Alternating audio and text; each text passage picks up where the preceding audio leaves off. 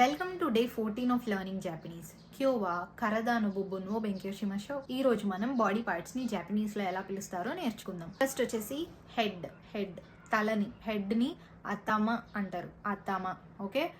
Hair ని కమి అంటారు. Face ని కవో అంటారు.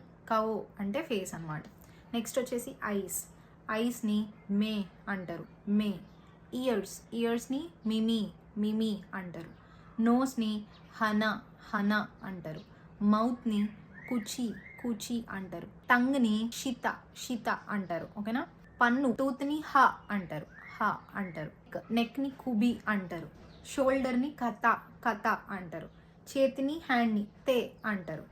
కాలు అషి. ఓకే. తే అషి. ఓకే.